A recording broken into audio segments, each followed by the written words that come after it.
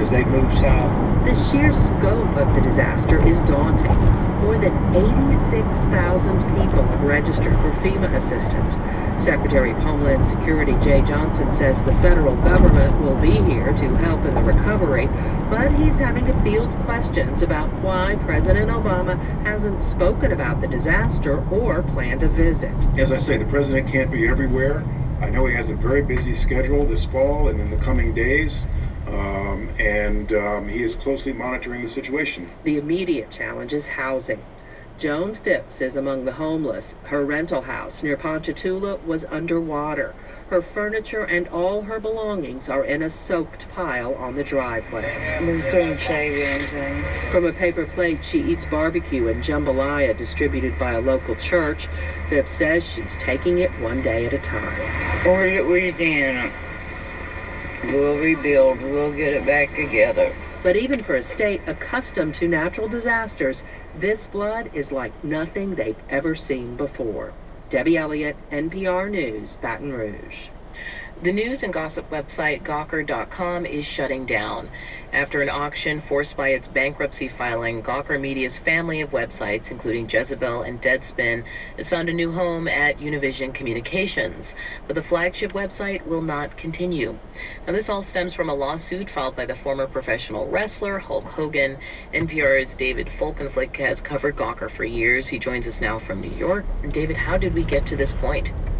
Well, so the proximate cause of death, as you say, is Terry Bollea, who we think of as Hulk Hogan. He sued Gawker in a court in Florida for posting an excerpt of a videotape of him having sex with the wife of a man who at that time was one of his close friends. The actual cause of its demise is the Silicon Valley investor and billionaire Peter Thiel. He was outraged by a post almost a decade ago in which Gawker revealed that he was gay. He wasn't ready for his sexual orientation to be made public. He vowed retribution, and he's gotten it. Now, people probably know Univision as the owner of the nation's dominant Spanish language TV network. What's its interest in Gawker Media? So Univision's facing the same issue a lot of TV broadcasters has. It's dominant in Spanish language, as you say, but its viewership is aging and aging badly. Younger Latinos tend to consume their content and news and entertainment in English, like their millennial peers. So Univision's been building up a roster of digital sites, including Fusion as a digital site and an English language cable channel to appeal to younger viewers. It bought The Root, which appeals to African American readers in particular, and recently acquired earlier this year a controlling stake in The Onion and its sister site Clickhole for content that's both cultural and particularly satire and entertainment. This is seen as a way to build that audience in Gawker's family of sites, Jalopnik about cars, other sites about women's issues, about gadgets, Silicon Valley and the like. So why would people want Gawker Media, but not its namesake, right? Not Gawker itself? Well, Peter Thiel financed this lawsuit against Gawker because of what had happened to him. He got Hulk Hogan, but he was financing other lawsuits as well.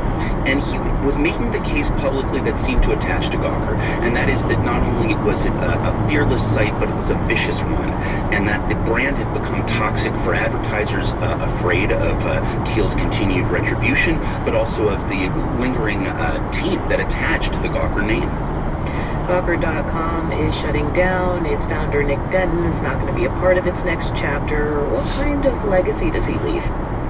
Well, first think about it financially. He built up what became sort of a mid-level digital-only property, and you got to say it's, in a sense, a success other than the bankruptcy.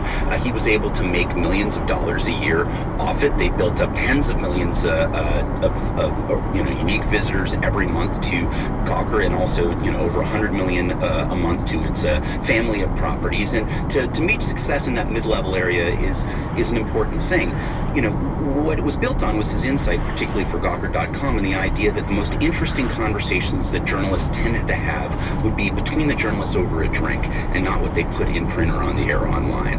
And so he blurred the line to the point of erasure between private and public as he talked about prominent figures and celebrities. And people thought, hey, so we're getting rid of this haze of publicity, everything insulated from reality and fact and manicured to the nth degree. We're really getting at the truth. But it often got at real viciousness and a sense that there had been no connection anymore to the humanity of, are we taking into account why we're reporting what